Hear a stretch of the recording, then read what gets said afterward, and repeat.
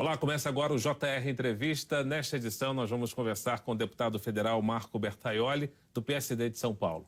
O deputado é presidente da Comissão de Finanças e Tributação, presidente da Frente Parlamentar Mista do Empreendedorismo e também faz parte da Comissão de Desenvolvimento Econômico. Deputado, seja bem-vindo ao JR Entrevista. Eu que agradeço. Muito obrigado pela oportunidade. O senhor, por exemplo, como é que o senhor avalia o efeito do teto fixado de 17% para ICMS de combustível, energia e comunicação? Olha, Luiz, todas as vezes que falta transparência, que falta uma informação clara, objetiva, as narrativas começam a surgir e nós começamos a buscar soluções. Quando nós falamos do teto para a cobrança do ICMS, que é um imposto estadual, nós estamos linkando ao preço dos combustíveis no Brasil, que é onde nasce toda essa polêmica. O preço do combustível, que é fixado pela Petrobras, tem uma série de insumos na sua composição que não são claros. A Petrobras formula o seu preço numa paridade internacional, com várias variações, com vários cálculos, mas que nem todos aqui no Brasil conhecem a miúde. Mas o fato é que, mesmo não conhecendo, impacta na vida de todos nós. Porque o preço do combustível está no gás de cozinha, está no arroz, está no feijão, está na cesta básica.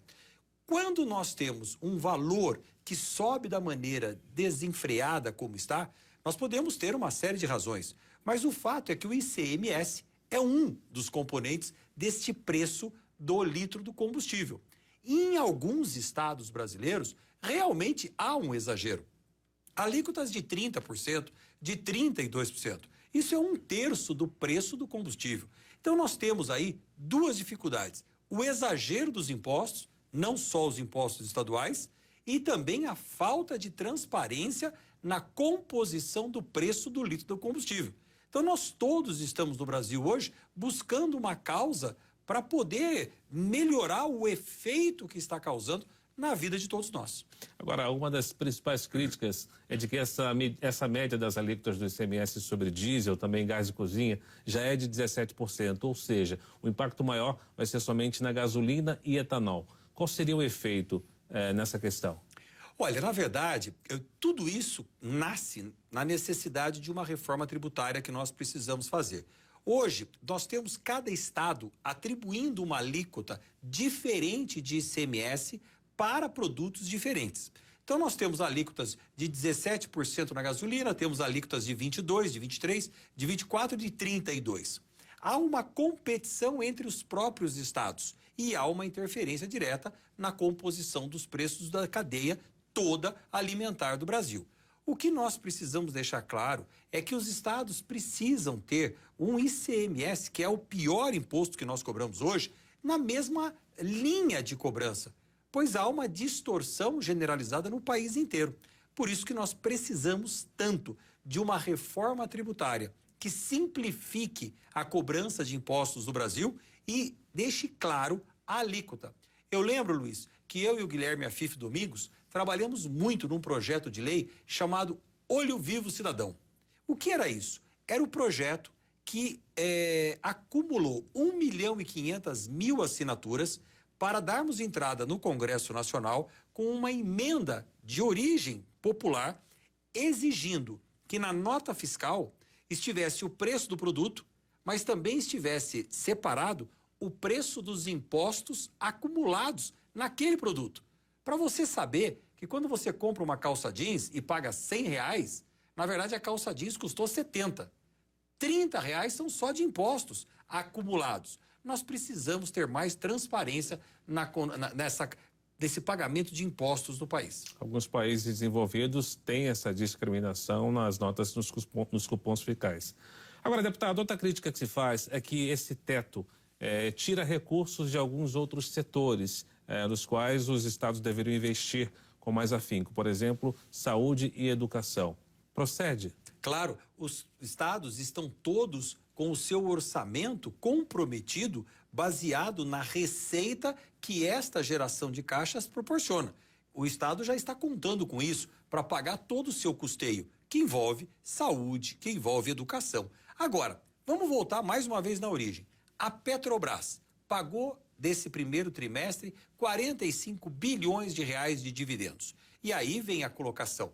Você vai diminuir o imposto dos estados, afetar investimentos em saúde e educação, e a Petrobras pagando dividendos de 45 bilhões, muitos desses recursos originados fora do Brasil, para investidores internacionais. Então, o que nós temos é uma dificuldade e uma necessidade de discutir qual é o papel da empresa pública. Não quero aqui dizer que eu seja a favor da privatização ou da estatização. O que eu quero dizer é que a Petrobras não pode, ora, ser pública e ter o monopólio dos seus serviços, ora, ser privada e pagar dividendos sobre o seu faturamento. A empresa, ou ela é pública ou ela é privada. Até porque, quando ela é pública, se é pública, se pressupõe que ela presta um serviço de utilidade pública.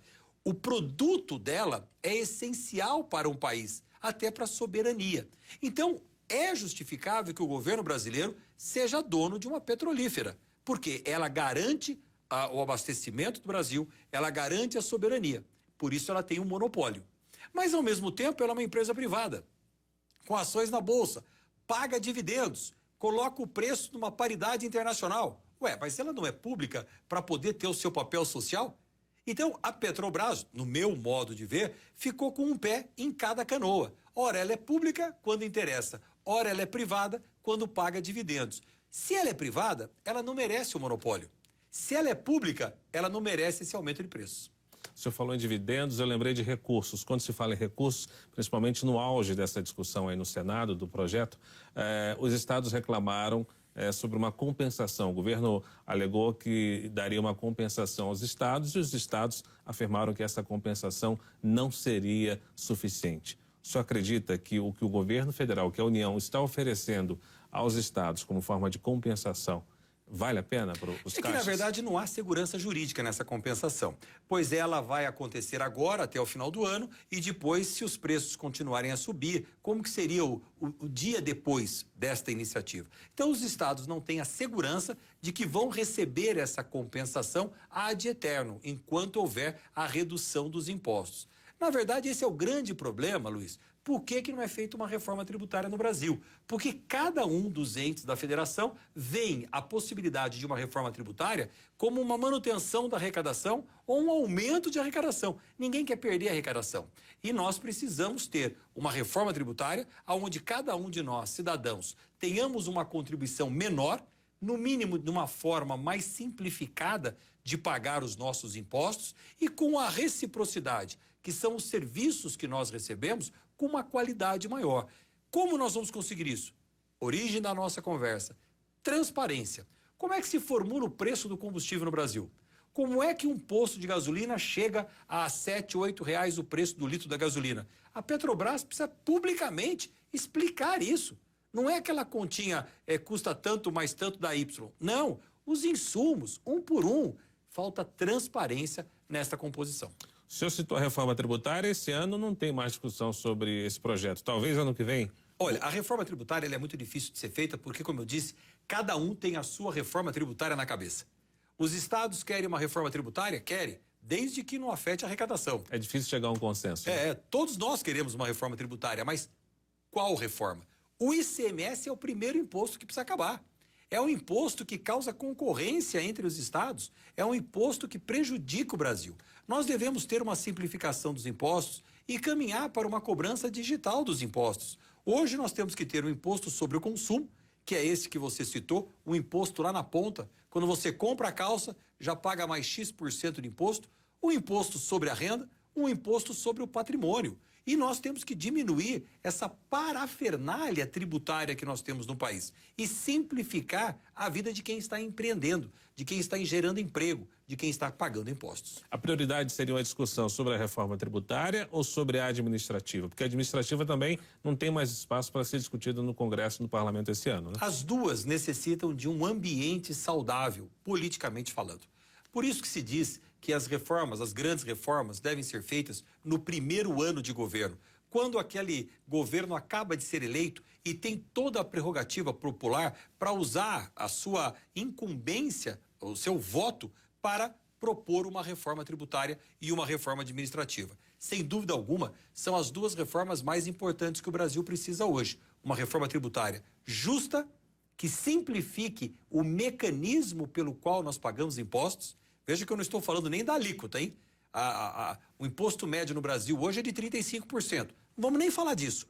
Mas como eu pago o meu imposto? Essa complicação precisa ser resolvida. E a segunda questão, a reforma administrativa, é modernizar o Estado brasileiro, modernizar as profissões dentro do nosso Estado, modernizar a gestão pública para que ela possa ser mais eficiente e proporcionar ao cidadão um serviço de qualidade, como resposta aos impostos que nós estamos pagando. Então, se nós temos uma busca de uma forma de pagamento de impostos mais simplificada, que proporcione um Estado mais eficaz, que me devolva o que eu paguei em serviços públicos de qualidade, eu busco aquilo que todo cidadão almeja, que é a qualidade de vida.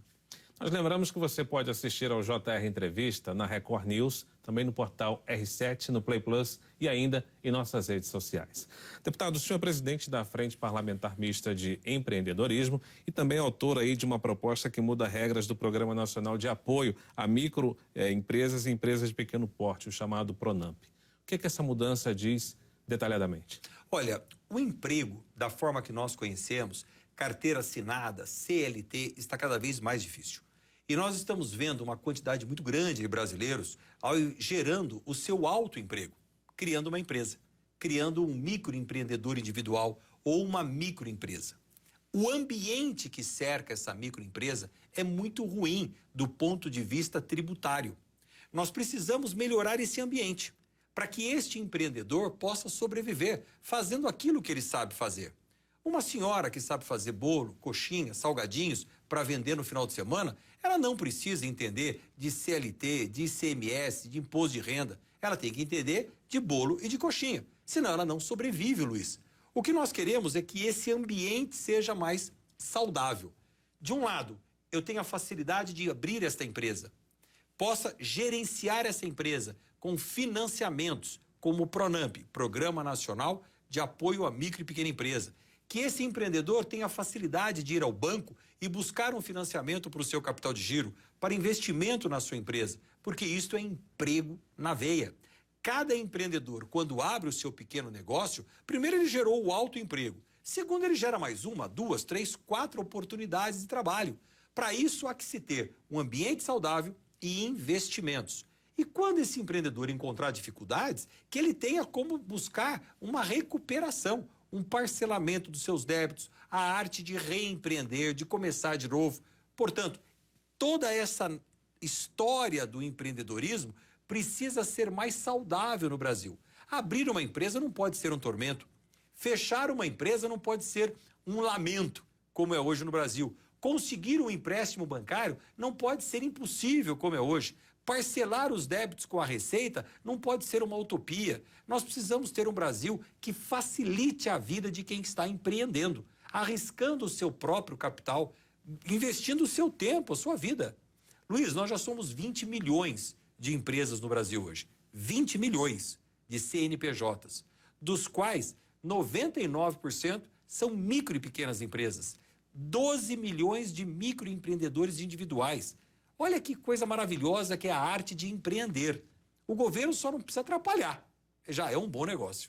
Por que é necessário mudar algumas regras do PRONAMP? O que muda, o que melhora para aquele tomador de crédito, por exemplo, o micro e o pequeno empresário? Na verdade, Luiz, o PRONAMP, Programa Nacional de Apoio à Micro e Pequena Empresa, foi criado durante a pandemia, exatamente porque as micro e pequenas empresas estavam fechadas e o PRONAMP era um financiamento para que os custos dessa micro e pequena empresa fossem pagos durante o período da pandemia. O que nós fizemos agora, e eu tive a honra de ser o relator, junto com o senador Jorginho Melo no Senado, foi transformar o PRONAMP de um programa provisório num programa permanente.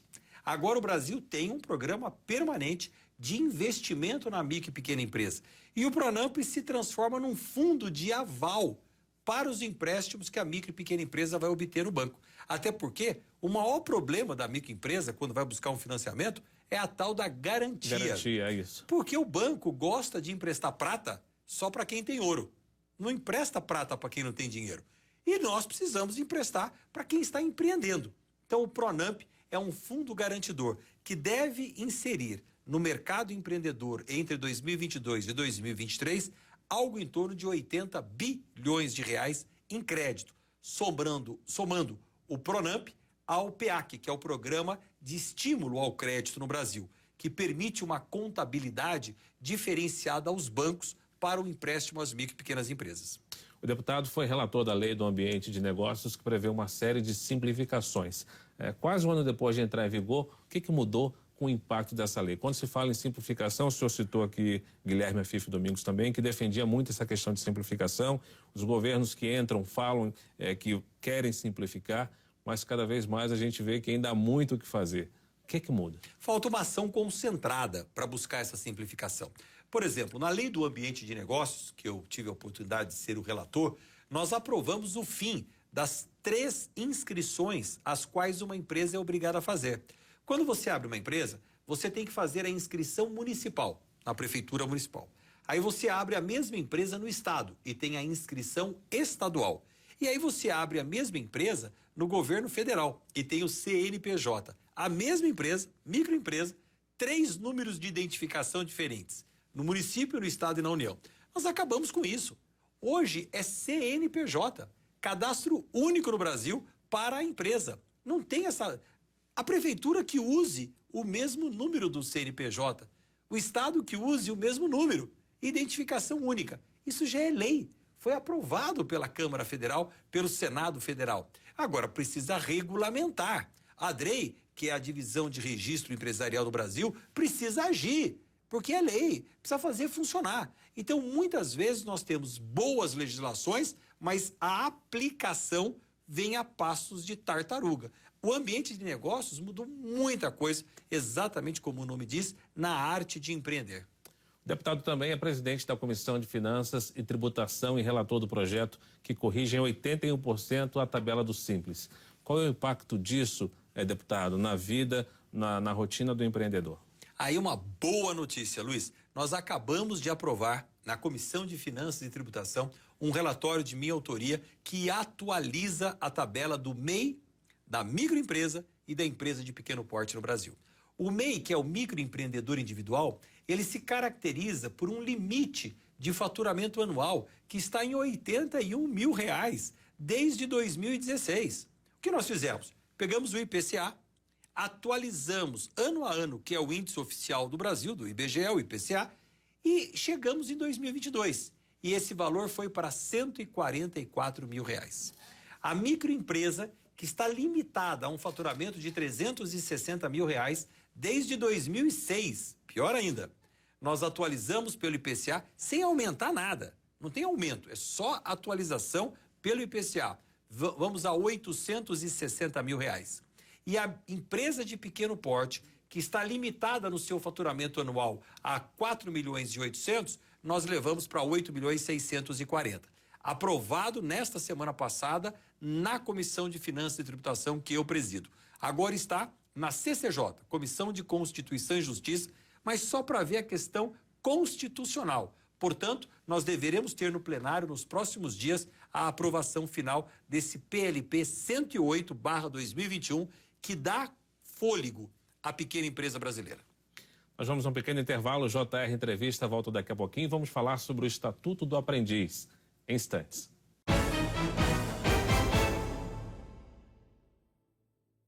Estamos de volta com o JR Entrevista. Nós recebemos no estúdio o deputado federal Marco Bertaioli, do PSD de São Paulo.